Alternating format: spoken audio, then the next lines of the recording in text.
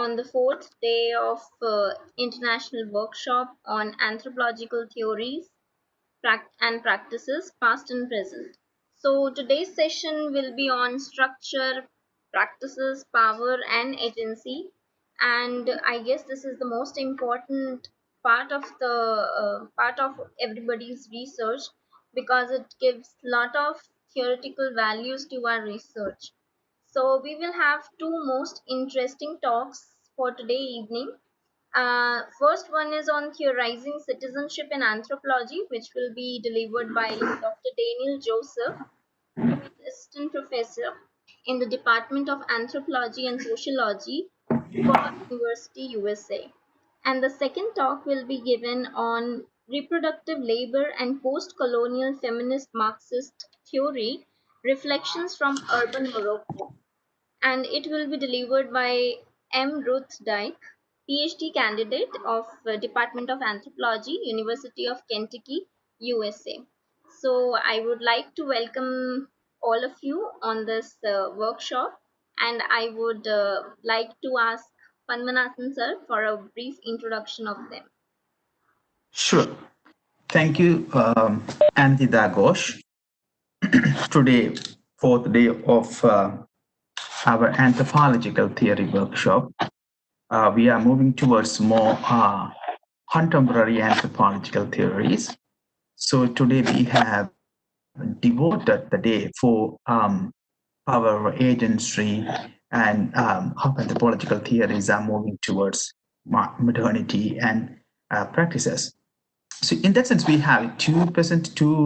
Yesterday we listened to ethnographies from Sri Lanka. So today we are going to have another two different ethnographies from respectively from Morocco and Haiti. So I warmly welcome Daniel Joseph. He's my colleague, and Daniel Joseph received his MA and PhD in anthropology from the University of Kentucky, respectively in 2016 and 2019. He also holds a master's degree in societies and cultures, Europe and Americas from the University Poitiers, France in 2013. His research interest includes transnationalism, migration, citizenship, diaspora, the formal economy, and Caribbean. During 2016 and 2017, he conducted research fieldwork with displaced persons in St. Peters, Haiti, a small town located on the Haitian-Dominican border. In this research, he examines how these Dominican Haitians forced to resettle in Haiti, a country that many have never seen before, create livelihood strategies, and build an alternative form of citizenship beyond the legal category. This research contributes to studies of citizenship. Currently, he is an assistant professor of anthropology in the Department of Anthropology and Sociology at Pauw University. Daniel Joseph is working on, like myself, he is a native ethnography. He has a wide knowledge of culturally oriented knowledge of Haiti, and he has a first-hand information, first-hand experience from that native land of Haiti. And he's a native, I'm a native language speaker, and he has been conducting this research for a long time. And today he's going to talk about how anthropologically one can theorize citizenship from a different ethnographical experience. So we warmly welcome Daniel Joseph. This is your time. Please go ahead and rock your presentation.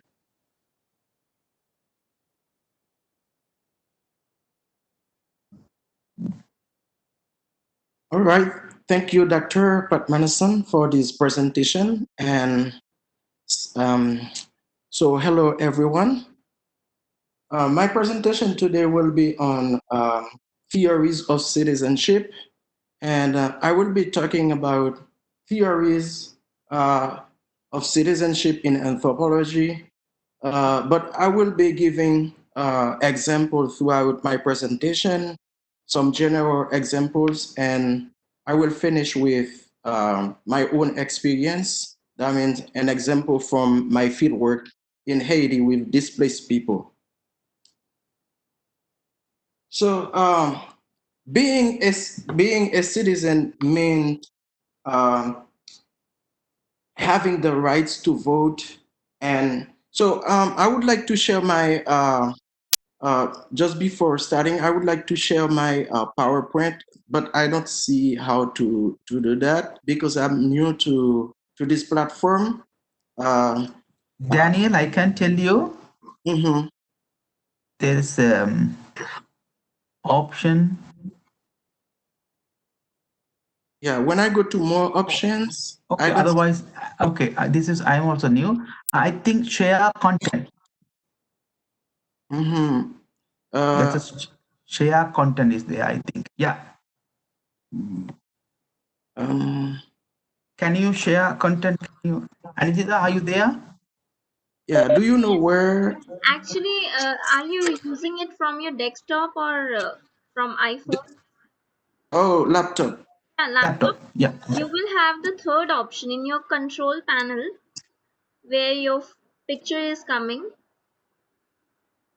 Share content. Have lots of panels, the buttons. There is third option is share content. You will see an arrow, upward arrow. Um, Daniel, yeah. you can see there are mute and video, start video, my video, and third option is there, share content.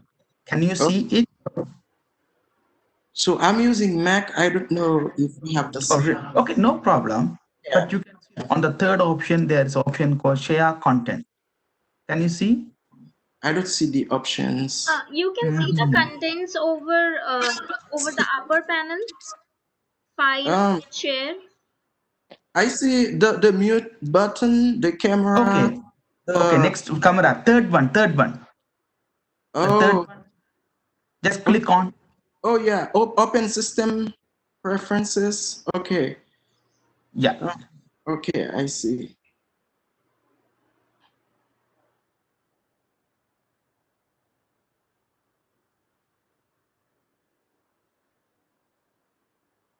The arrow upward arrow. Can you see that mark? Yeah, wait. If you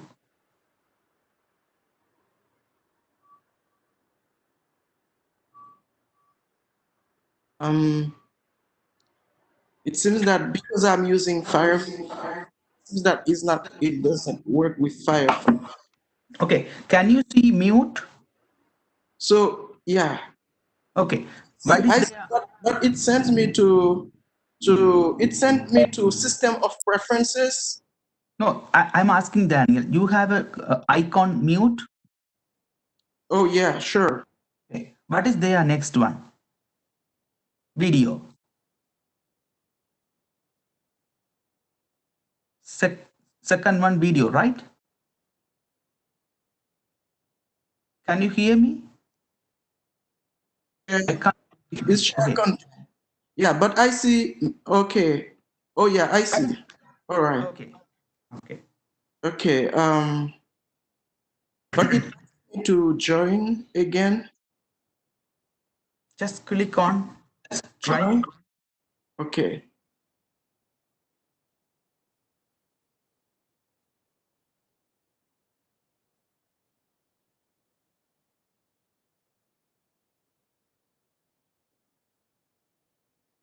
Okay. Can you see my screen now?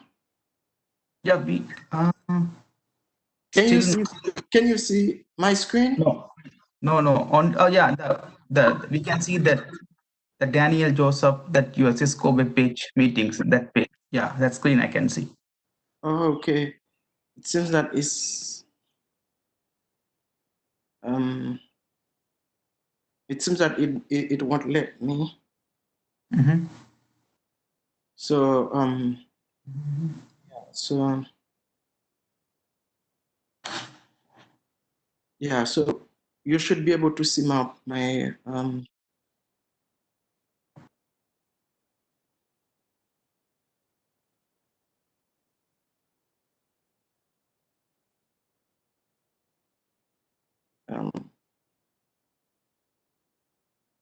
so you can't you see it? Can you see it? Sir, you can drop down this Cisco WebEx meetings dialog box into your, other side of the screen. Yeah, it seems that yeah,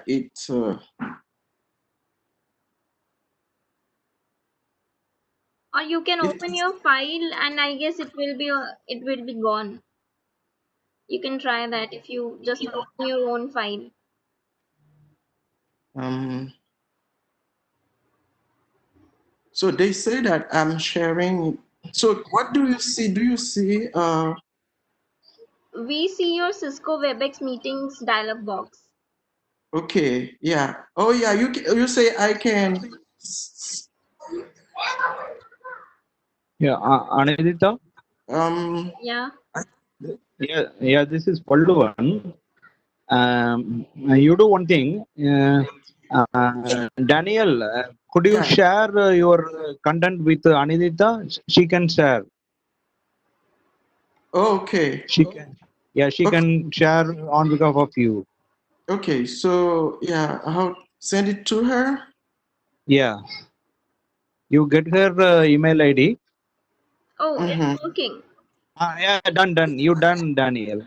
Yeah. Okay. Carry on, done. Can you see it now? Yes, yes, we can see. Okay. All right. Thank Thank you, you. thank you, thank you. Okay.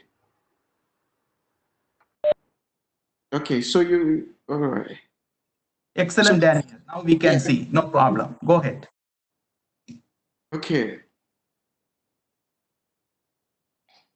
All right. So being a citizen means having the rights to vote and to stand for political office, enjoying equality before the law, and being entitled with various government services and benefits. So in its legal aspect, citizenship is referred or generally to as a set of duties and political rights granted to an individual by a state. Accordingly, the state has the capacity to regulate its population, define who belongs and who does not belong to the national territory. Not only does the state seldom guarantee equal political rights between its citizens, but it also often excluded many people of the population residing on its territory. Scholars have examined these forms of exclusion and political asymmetry. So legal citizenship, as its most basic level, is a mechanism for inclusion and exclusion, and thus a means for establishing or prohibiting membership in political entities that vary in scale from supranational to local. This process of inclusion and exclusion from citizenship can take different forms and can be realized on the basis of race, culture, and class. For example, Dept in 2005 examined the formation of citizenship in Peru in Latin America.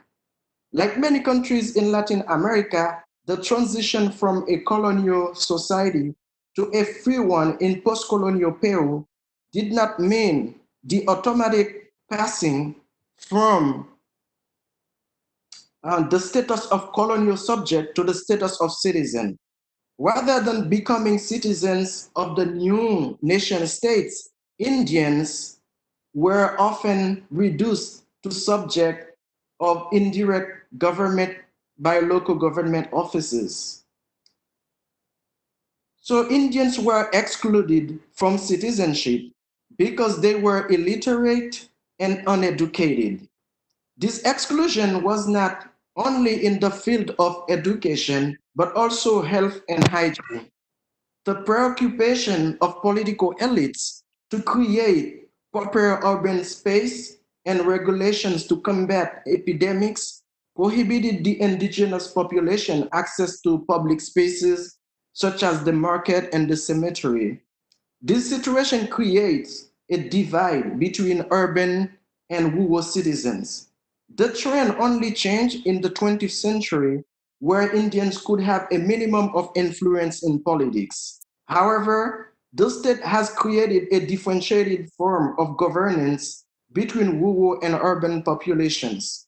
In this process, the rural communities were subjected to a biopolitical regime which sought to protect, but at the same time discipline and civilize them. This politics only constitutes them as second-class citizens subjected to a biopolitical regime without being recognized as political actors and incorporated as such in the political body of the nation like all other citizens. And neoliberalism also plays an important role in the constitution of citizenship. So recently, the state has developed a new type of citizenship tied to firms and markets, particularly the global finance market. And it's not located in individuals, not in citizens, but in global economic actors. For example, Ons work On's work titled Neoliberalism as Exception, Mutations in Citizenship exemplifies this form of economic citizenship and also the role of the state in promoting inequality among its citizens. On shows how the nation state has realigned itself with market-driven institutions to promote an economic logic and at the same time define and redefine citizenship. As a result, citizenship has become something less fixed to incorporate the disruption and flows of globalization. This rupture in citizenship or disaggregation, according to Ong, has to do with the dynamics and varied conditions engendered by mobile neoliberal technologies of governing and self-governing. This is done in many ways.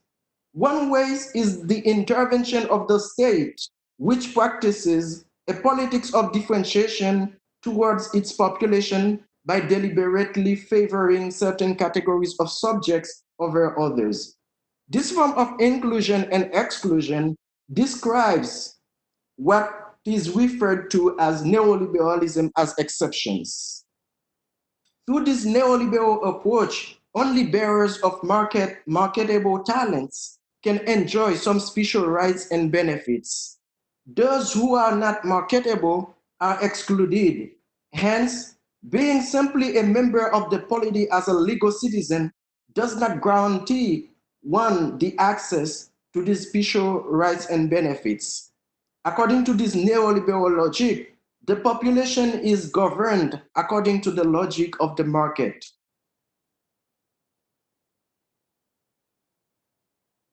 This neoliberal logic has reconfigured the territory of citizenship through what is referred to as graduated sovereignty and graduated citizenship. It is important to consider both terms to understand better this recharting of citizenship. In post-developmental countries, mostly Southeast Asian countries, the national territory has been fragmented in order to establish different economic zones, which are governed according to different political logics. This is what has led to a process of graduated sovereignty, which gives corporation an indirect power over the political conditions of citizens in zones that are differently articulated to global production and financial circuits. Therefore, this gives rise to various modes of government, disciplinary, regulatory, which creates a form of graduated citizenship. In this sense, a double standard may be used when it comes to disciplining dominant groups and subordinated ones. Generally, the former are given special treatment like pastoral care based on their race and ethnicity, while the latter one are disciplined.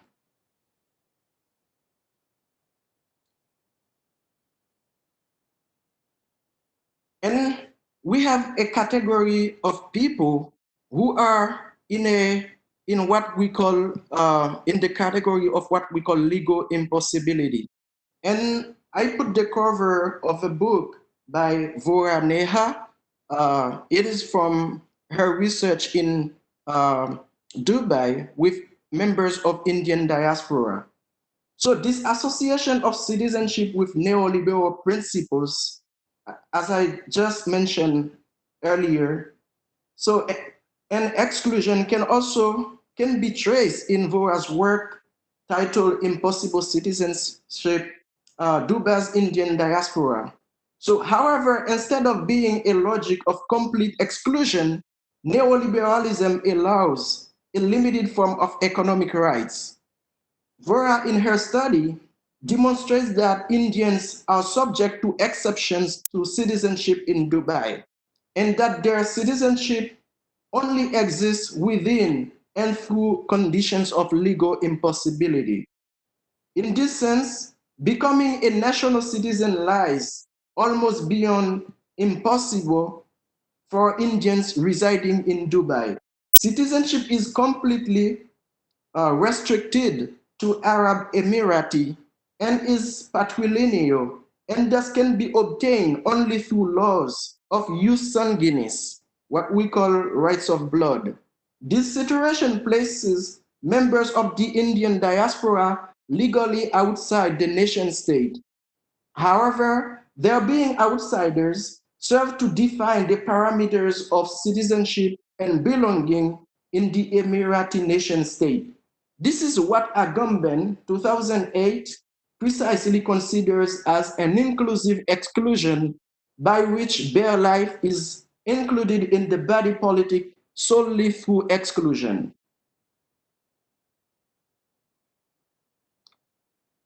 So, citizenship and racialization. Citizenship produces inequality, racism, and exclusion. And I'm taking two examples today of France and Italy to show how the construction of citizenship is racialized. So, and from France, I can take the example of Silverstein's research, where he shows how citizenship and belonging to the nation state in France are defined according to a Republican ideology of state secularism that explicitly aims to exclude marks of race and ethnicity in the determination of political subjectivity and the attribution of rights and duties. However, this does not prevent racial divide between rooted French and French citizens of color treated as second-class citizens. Historically, French citizenship was exclusive, while citizenship was determined by the principle of jus soli, or birthright citizenship, which allowed someone born in French territory to become a French citizen. The process to obtain this citizenship was guided by a logic of morality and loyalty. For example, in colonial Algeria, Muslims were denied French citizenship on the basis of their religious local civil status, in spite of the fact that Algeria was part of France after 1880 and thus subject to the same juridical regime as the metropole. Today, racial exclusion is still manifest where discourses of race and integral part of processes of belonging to the French nation state. For instance, this cleavage is obvious in the French soccer team, composed largely of Black and North African players.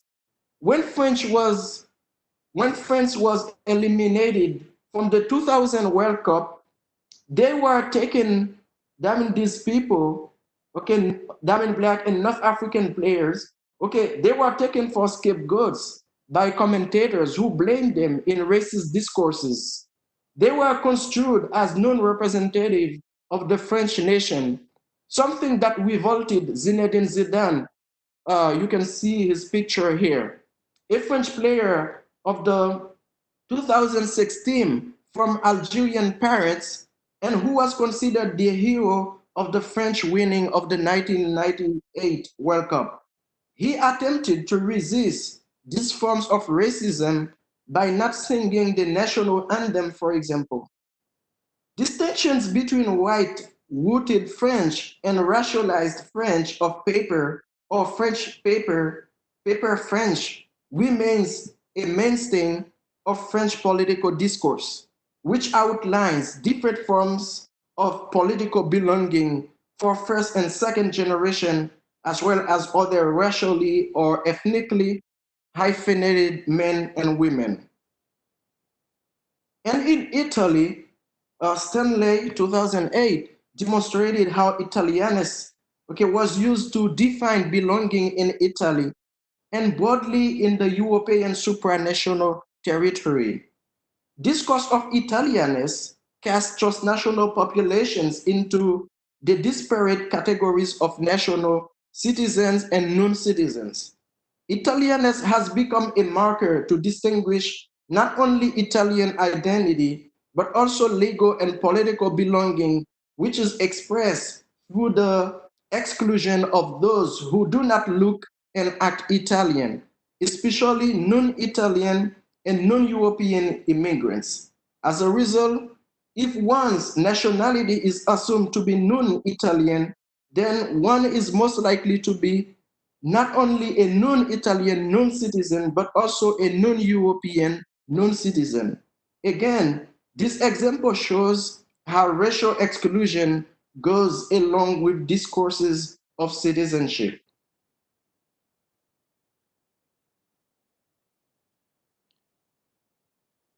So, how can we think of citizenship beyond the legal category?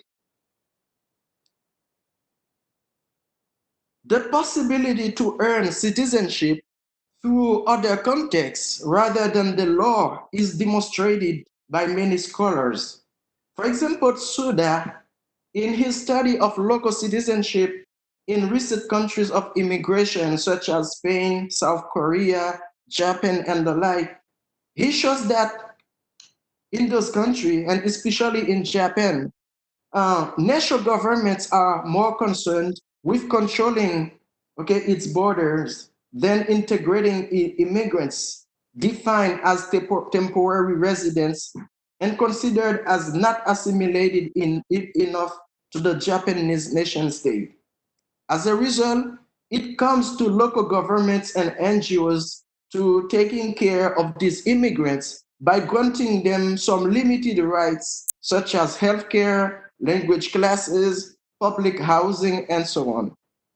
For those who are unauthorized immigrants, they experience poor working conditions, low wages, lack standard worker rights and protections, and have no access to adequate medical insurance and care. The local government does not support them. While they are unrecognized by the local government, these undocumented foreigners are provided with basic services such as human rights protection, which grants them a limited form of local citizenship. In this sense, citizenship has become somewhat delinked with nation states, making it possible for immigrants to enjoy some rights even without formal or legal citizenship. Rosaldo has developed the concept of cultural citizenship to show how marginalized people can draw on cultural practices to claim belonging to their nation state. Cultural citizenship offers to these people an opportunity to constitute themselves as an autonomous community while they continue to be part of their larger society.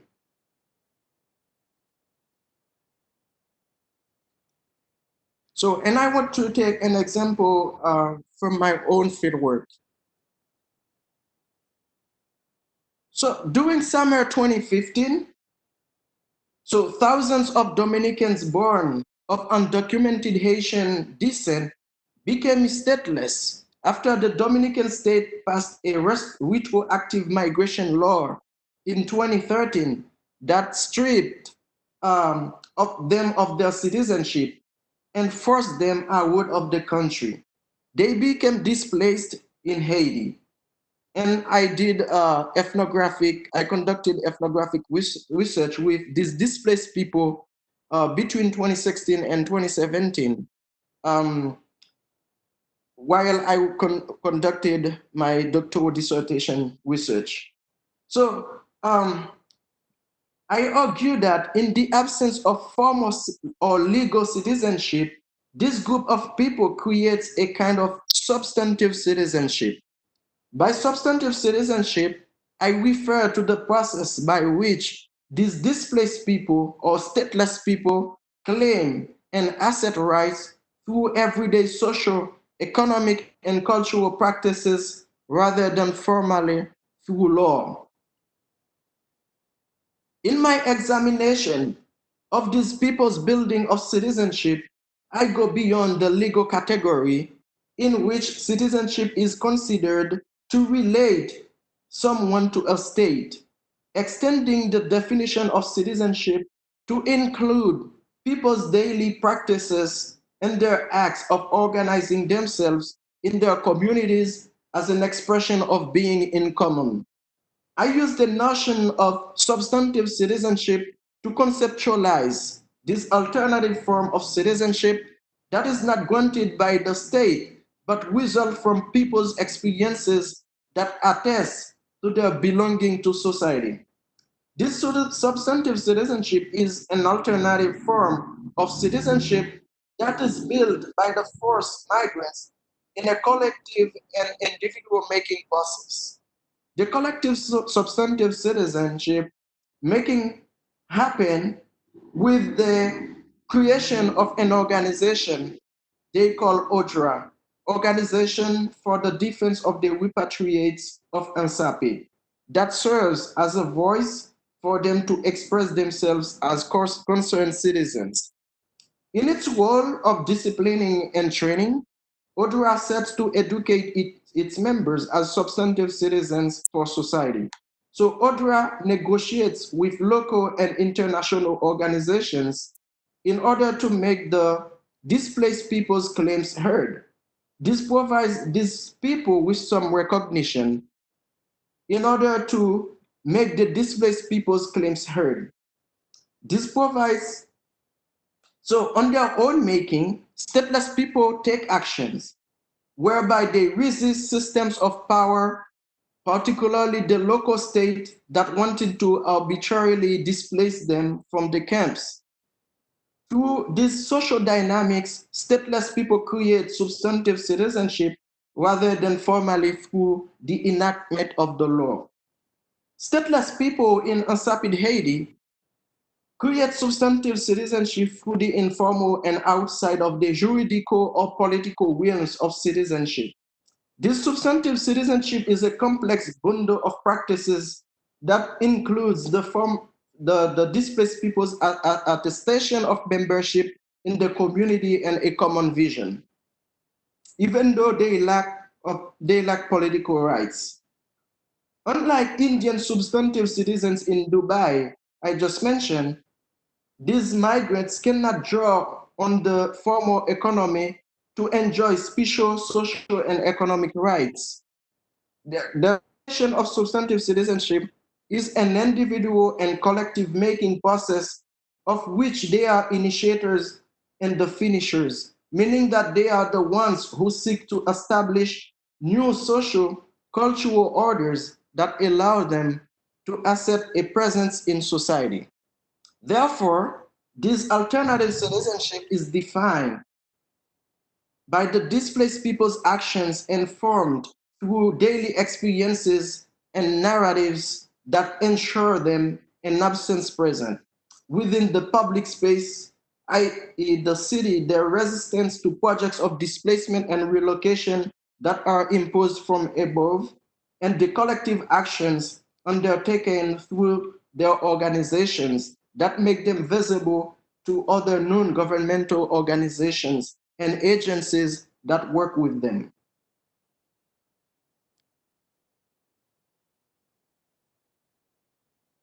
Through the organization, the forced migrants or the displaced people define their goals, which include having legal documentation, education of their children, housing, and jobs in Ansapit. They identify those elements as the fundamental needs to realize their potential as human beings. Odra is the only significant space of freedom where many forced migrants can express themselves like legal citizens and decide their future. The creation of this organization emphasizes their agency in carrying social projects to change their lives. They do not want others to define their goals and seek to avoid intruders among them.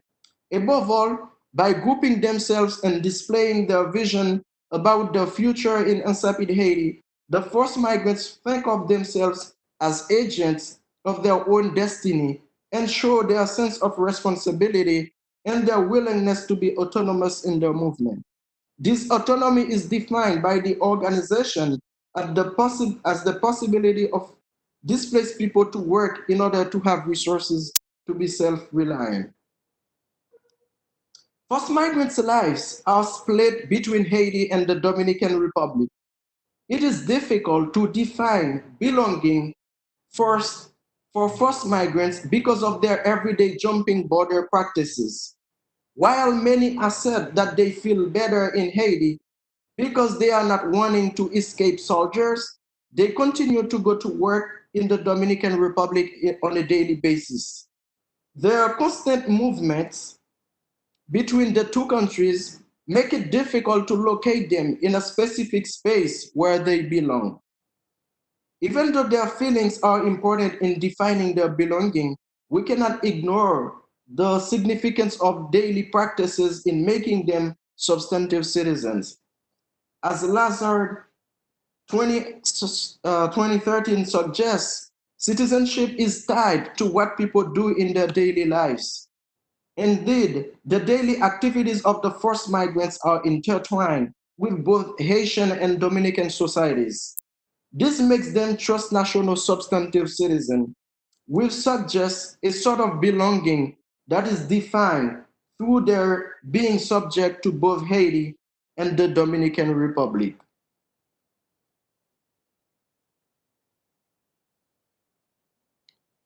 So to conclude, so I would like to use this statement from Greenhouse Night to uh, talk about how citizenship is seen and how it can be conceived of. So in theory, citizenship confirms an individual's relevance in the state through rights and duties. However, in practice, citizenship becomes empirical through the claims of actual persons from within their self-identity as citizens. So what they ask the state's agents to do for them or what they demand from the state so that they can act on their own or others' behalf. So this is a statement from Greenhouse, and it explains the theoretical and empirical dimension of citizenship. So in this way, I argue that the forced migrants' efforts and involvement in shaping the direction of their communities displace the inescapable role of the state as the sole guarantor of citizenship. Another broader and anthropological conception of citizenship also includes the significance of individuals' personal experience in their communities, which the legal conception of citizenship does not account for. So this is my conclusion, okay, for my presentation today. And I'm thanking the displaced people in Unsapid Haiti with whom I did research between 2016 and 2017, and also their organization, ODRA, Organization for the Defense of the Repatriates, okay, in Unsapid Haiti, and the organization Service Jesuit Omega, SJM, with which I volunteered while conducting my doctoral dissertation research, okay, in Haiti. Thank you. Thank you so much, sir. It was nice listening to you. The floor is open for question and answers. So if anybody has any query or any discussion, they can take up. All right. Thank you.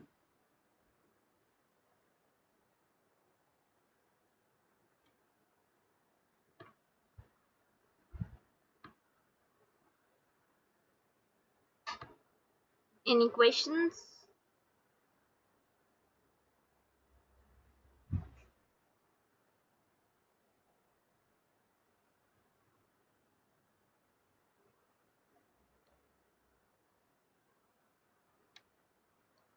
Okay, so I guess we don't have any questions on this.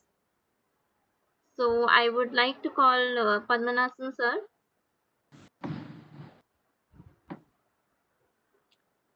Yes. Thank you, Antida. And thank you, my special thank you, Daniel. My special thank you for your wonderful presentation. It was really theoretically, ethnographically interwoven presentations. Thank you so much. So now we are moving to